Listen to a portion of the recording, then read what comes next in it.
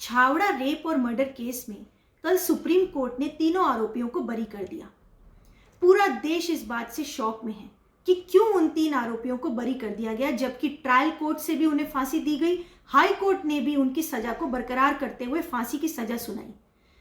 इस बात पर हम बाद में डिस्कस करते हैं कि सुप्रीम कोर्ट ने जो फाइंडिंग्स दी हैं वो क्या हैं और क्यों हाई कोर्ट की डिटेल्ड जजमेंट होते हुए, उसमें सारी बातें डिस्कस होते हुए भी सुप्रीम कोर्ट ने उसके ऑपोजिट क्या फाइंडिंग दे दी, क्यों दे दी, इस पर हम बाद में डिस्कस करेंगे। लेकिन उससे पहले मेरे यहाँ पर 2 बड़े सवाल हैं जो कि एक ब्रॉडर इश्यू को डिस्कस करते हैं।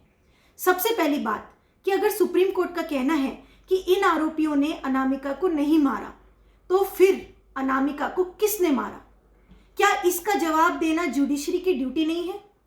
ये सवाल हम सबके मन में भी आया होगा।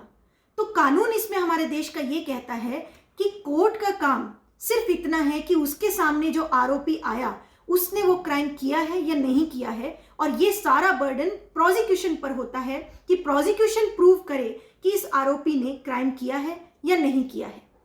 अगर प्रोसिक्यूशन वो प्रूव नहीं कर पाता है तो बेनिफिट ऑफ डाउट आरोपी को मिल जाता है। ये हमारे देश में कानून का सिस्टम है। लेकिन क्या इसमें चेंज नहीं होना चाहिए? इस पुराने सिस्टम में जो चलता आ रहा है इतने सालों से, फिर भी क्राइम रुक नहीं रहे हैं। इस चीज को देखते हुए, क्योंकि क्राइम एक ऐसा एस्पेक्ट है, क्रिमिनल सिस्टम एक ऐसा एस्पेक्ट है कि चेंजिंग सोसाइटी को देखते हुए लॉज को भी समय समय पर चेंज करना बहुत जरूरी है। इतने साल हो गए, रेप के कानूनों में बदलाव समय समय पर होते जा रहे हैं। निर्भया केस के बाद तो कितने बदलाव हुए, लेकिन आज भी रेप के केसेस क्या घट रहे हैं? इस तरह के ब्रूटल क्राइम्स अभी भी घट नहीं रहे हैं। क्यों? क्योंकि हमारे देश का सिस्टम ऐसा है कि कोर्ट ने सिर्फ इतना देखना है कि इस आरोपी ने जो मेरे सामने है उसने क्राइम किया है या नहीं किया है, और वो सारा बर्डन प्रोसिक्यूशन पर है। अगर प्रोसिक्यूशन प्रूव नहीं कर पाई तो आपके सामने वाला आरोपी छूट जाएगा। लेकिन इस बात का जवाब कि अगर इस आरोपी ने ये क्राइम नहीं किया तो फिर किसने किया, ये बात का जवाब जुडिशरी नहीं देगी, ना ही इस बात का सवाल जुडिशरी करेगी। और वही इस केस में हुआ।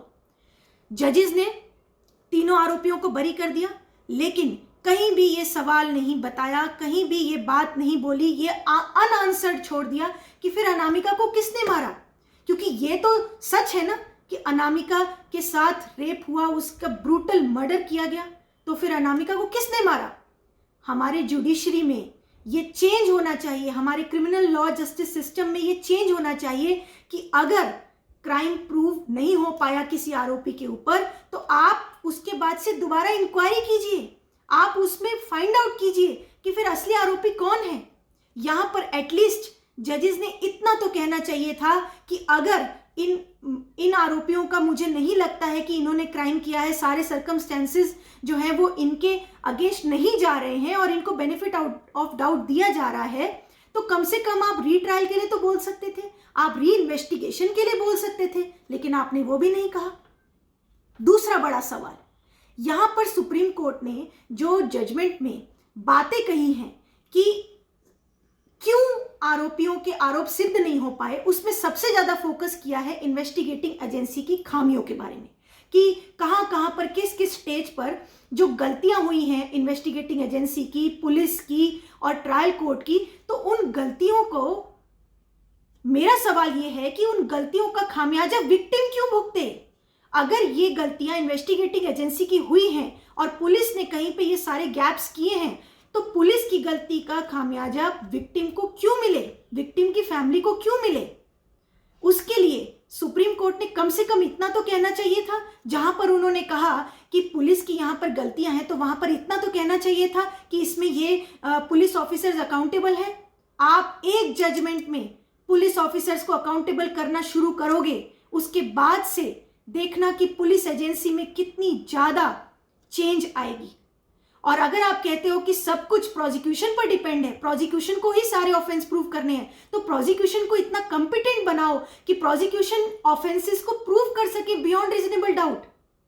प्रोसिक्यूशन में कौन आता है? पुलिस डिपार्टमेंट, उसके बाद से ट्रायल कोर्ट में जो सरकारी वकील होता है जो केस को पेश करता है।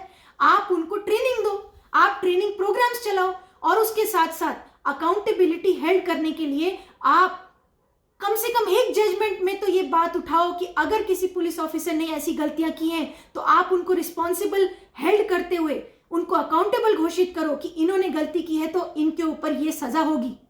एक बार सजा होना शुरू हुई, फिर देखिए कि कैसे इन्वेस्टिगेटिंग एजेंसी सही से काम करेगी, क्योंकि इसमें खुद सुप्रीम कोर्ट ने कहा है कि इन्वेस्टिगेटिंग एजेंसी ने सही काम नहीं किया। ये मैं नहीं कह रही हूं, ये जजमेंट कह रही है। अगर जजमेंट में आप कह रहे हैं कि पुलिस एजेंसी ने सही से काम नहीं किया तो आप उनके ऊपर कुछ एक्शन लीजिए। जब तक एक्शन नहीं लेंगे तब तक ये चीजें तो रिपीट होती ही रहेंगी। हर केस में क्या होगा कि पुलिस एजेंसी अगर ऐसे ही काम करेगी, ऐसे ही आरोपी छूटते जाएंगे। और क्या ये चीज आरोपी नहीं देख रहे हैं? ऐसे में क्या आरोपी इस चीज का फायदा नहीं उठाएंगे कि हम भी पुलिस एजेंसी को मैनेज करके इस तरह से कुछ गैप्स ला दें प्रोसिक्यूशन में, तो हम भी इस तरह से बरी हो जाएंगे? तो ये दो बड़े सवाल हैं जो इस जजमेंट के बाद से उठते हैं और मैं आज उठा रही हूं ताकि हर केस में ऐसा ना हो। अब आते हैं हम इस पर्टिकुलर केस के बारे में। इस पर्टिकुलर केस में सुप्रीम कोर्ट ने कहा कि बहुत सारे शंका के बादल हमें दिख रहे हैं, बहुत सारे डाउट्स दिख रहे हैं, और जहां पर केस सर्कमस्टेंशियल एविडेंस का होता है वहां पे चेन पूरी कंप्लीट होनी चाहिए सारे सर्कमस्टेंसेस की, जिससे कि सारे सर्कमस्टेंसेस सिर्फ और सिर्फ इन्हीं एक्यूज की तरफ इशारा करें, इनके अलावा और कहीं इशारा ना करें, तभी जाके हम केस में कन्विक्शन कर सकते हैं। और क्योंकि सारे सर्कमस्टेंसेस की चेन कंप्लीट नहीं हो रही है, हमें यहाँ पर डाउट्स बहुत ज़्यादा दिख रहे हैं। क्यों डाउट्स दिख रहे हैं? तो उन्होंने कहा जजमेंट में कि जो एफएसएल को जो है भेजना होता है सैंपल, वो 10-12 दिन तक एफएसएल में नहीं भेजा गया। 10-12 दिन तक जो सैंपल्स हैं वो माल खाने में पड़े रहे। तो मेरा यहाँ पर यह सवाल है, क्यों माल खाने में पड़े रहे? उसके लिए क्या आपने कुछ एक्शन लिया?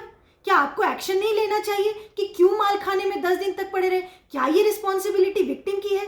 क्या ये रिस्पॉन्सिबिलिटी विक्टिम की फैमिली की है कि वो आके बोले कि सही समय पर सैंपल एफएसएल भेजिए, सैंपल को सही तरह से सीज करिए, सैंपल का सही तरह से पंचनामा कीजिए? क्या ये विक्टिम की फैमिली की रिस्पॉन्सिबिलिटी है?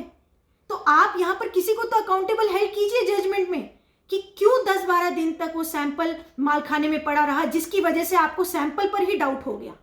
दूसरी बात, अगर आपको सैंपल पर इसमें डाउट दिखा है कि 10-12 दिन तक वो एफएसएल में रहा, तो इसके बारे में फिर मैंने हाई कोर्ट की जजमेंट पढ़ी और डिटेल में जानने के लिए कि एक्चुअली हुआ क्या, क्यों 10-12 दिन तक जब सैंपल पड़ा रहा माल खाने में, तो क्या उसमें चांसेस हैं कि उस सैंपल के साथ छेड़छाड़ हुई होगी? क्योंकि इसी वजह से डाउट क्रिएट होता है कि सैंपल अगर 10-12 दिन तक एफएसएल नहीं गया तो जरूर उसमें कुछ छेड़छाड़ की संभावना है।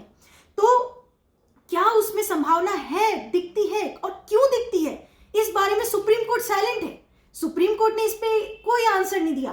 तो मैंने हाई कोर्ट की जजमेंट निकाली और हाई कोर्ट की जजमेंट में मैंने देखा कि ऐसा नहीं है कि हाई कोर्ट ने इस पे आंसर नहीं किया। हाई कोर्ट ने इस पे डिटेल्ड आंसर किया है। हाई कोर्ट ने कहा है कि सैंपल जो है वो 10-12 दिन तक जो माल खाने में रहा, उसके साथ छेड़छाड़ की जो संभावना, जो डाउट अगर एक्यूज क्रिएट कर रहे हैं, तो वो डाउट का हमारे पास ये आंसर है कि माल खाने से वो सैंपल बाहर नहीं गया, और वो सैंपल अगर गया है तो सीधा एफएसएल ही गया है और उसके साथ कोई छेड़छाड़ नहीं हुई। और एफएसएल डिपार्टमेंट ने भी ये कहा है कि जब हमारे पास सैंपल आए तो वो पूरी तरह से सील्ड थे, वो पूरी तरह से सील्ड थे और उसमें कोई छेड़छाड़ नहीं थी। तो यहाँ पर मेरा ये सवाल है कि अगर छेड़छाड़ नहीं है और हाईकोर्ट ने भी इसके बारे में डिटेल बताया है, तो कैसे आप ये सोच रहे हैं कि उसमें डाउट क्रिएट होने की संभावना हो रही है? अब तीसरी बात, यहां पर सुप्रीम कोर्ट ने कहा कि इसमें जो मैच हुआ है डीएनए सैंपल, गाड़ी जो रिकवर हुई थी, यहाँ पे रेड इंडिका कार रिकवर हुई थी जिसमें कि लड़की को किडनैप करके ये सारे एक्यूज ले गए थे, उस कार में सीमेंट जो डिटेक्ट हुआ था एक्यूज का, वो लड़की के डीएनए से मैच हो गया। अब यहां पर भी सुप्रीम कोर्ट ने सवाल उठाया कि ये जो मैच हुआ है, इसमें क्योंकि सैंपल लेट गए और सैंपल का जो प्रॉपर जो सीजर हुआ है वो सही से नहीं हुआ है, इस वजह से उन्होंने कहा कि यहां पर भी डाउट है कि मैच होने के बावजूद भी, आप ये ध्यान से सुनना कि डीएनए मैच हुआ है, गाड़ी में जो सीमेंट सैंपल मिला है वो लड़की के वैजिनल सैंपल से मैच खाया है, लेकिन फिर भी सुप्रीम कोर्ट ने डाउट क्यों किया है? क्योंकि उसमें जो प्रोसीजर है डीएनए सैंपलिंग का वो सही से नहीं हुआ है। अब प्रोसीजर नहीं सही से हुआ तो आपको क्या डाउट है वो आप एक्सप्लेन नहीं कर रहे, लेकिन हमें समझ में आता है कि डाउट का मतलब क्या होता है।